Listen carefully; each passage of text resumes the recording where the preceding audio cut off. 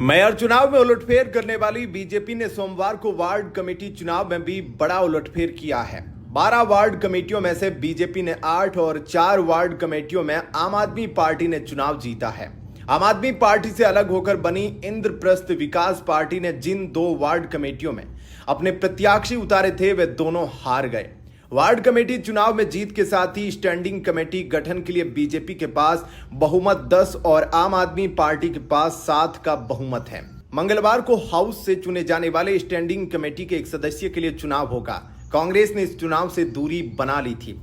Rohini zone में ward committee चुनाव काफी दिलचस्प रहा। ऐसा माना जा रहा है कि इस जोन में वार्ड कमेटी चुनाव जीतने के लिए इंद्रप्रस्थ विकास पार्टी ने अघोषित गठबंधन कर रखा था। इसके बाद भी आम आदमी पार्टी ने इंद्रप्रस्थ विकास पार्टी के चेयरमैन पद पर खड़े सुमन अनिल राणा को एक वोट से हरा दिया।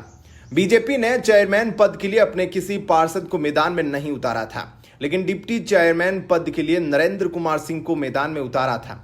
वे आम आदमी पार्टी की ममता गुप्ता से एक वोट से जीत भी गए। इस जोन में कुल 21 पार्षदों को वोटिंग करनी थी, जिसमें से आम आदमी पार्टी के 10, बीजेपी के 9 और इंद्रप्रस्थ विकास पार्टी के 2 पार्षद हैं। इंद्रप्रस्थ विकास पार्टी और बीजेपी के 9 पार्षदों को मिलाकर संख्या बल 11 हो रहा था और चेयरमैन पद के लिए खड़े आईवीपी के सुमन अनिल राणा के जीत के लिए इतने वोट काफी थे, लेकिन उन्हें 10 वोट मिले और आपके अमृत जैन को 11 वोट मिले। इंद्रप्रस्थ विकास पार्टी ने इस जोन में डिप्टी चेयरमैन पद बीजेपी के लिए छोड़ दिया था, जिसे बीजेपी ने जीत भी लिया। South zone ward committee BJP ने आम आदमी पार्टी से छीन ली। आम आदमी पार्टी जब एमसीडी में बहुमत में रही थी, तब साउथ जोन वार्ड कमेटी आम आदमी पार्टी के नाम थी।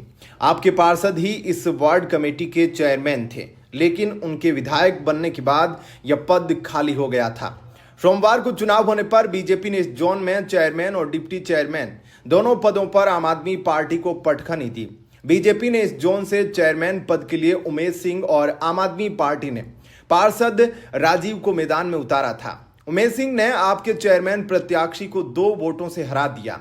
इसी तरह डिप्टी चेयरमैन पद के लिए मैदान में उतरे आपके अरुण नावरिया को 1 वोट से हार मिली। इस जोन में कुल 19 पार्षदों को वोटिंग करनी थी। सिटी सदर, पहाड़गंज, करोल बाग, केशवपुरम और सेंट्रल जोन में चेयरमैन और डिप्टी चेयरमैन पद के लिए खड़े प्रत्याशियों को निर्विरोध चुना गया। सिटी सदर, पहाड़गंज जोन में आम आदमी पार्टी की बहुमत इतनी अधिक है कि वहां किसी पार्टी ने दोनों पदों पर अपना कोई प्रत्याशी ही खड़ा नहीं किया। उसी तरह बहुमत के मामले में करोल बाग जोन में भी आप पार्षदों की संख्या अधिक है। इसी तरह से बीजेपी ने वार्ड कमेटी चेयरमैन और डिप्टी चेयरमैन पद पर जिन पार्षदों को केशवपुरम और सेंट्रल जोन में खड़ा किया था, वह भी निर्विरोध चुने गए। बाकी दलों ने इनके खिलाफ यहां से कोई प्रत्याशी खड़ा नहीं किया। सेंट्रल जोन की चेयरमैन पद पर योगिता सिंह और डिप्टी चेयरमैन पद के लिए मंजू देवी को निर्विरोध चुना गया है। स्टैंडिंग कमेटी के एक सदस्य के लिए चुनाव मंगलवार को होगा। स्टैंडिंग कमेटी गठन के लिए कुल 18 सदस्यों की जरूरत होती है, जिसमें से 6 सीधे एमसीडी हाउस से चुने जाते हैं और बाकी 12 सदस्य वार्ड कमेटियों से चुनकर आते हैं। एमसीडी हाउस से ही वर्तमान में मुंडका से विधायक गजेंद्र दराल बतौर स्टैंडिंग कमेटी सदस्य चुने गए थे, लेकिन उनके विधायक बनने के बाद यह जगह खाली थी। इसे भरने के लिए मंगलवार को चुनाव होगा। इस चुनाव में सभी पार्षदों के साथ साथ दिल्ली के विधायक और सांसद भी भाग लेंगे। इस हिसाब से बीजेपी की संख्या बल आम आदमी पार्टी की तुलना में काफी अधिक है। ऐसे में एमसीडी हाउस से डायरेक्ट चुने जाने वाला स्टैंडिंग कमेटी का एक सदस्य भी बीजेपी का होना तय माना जा रहा है।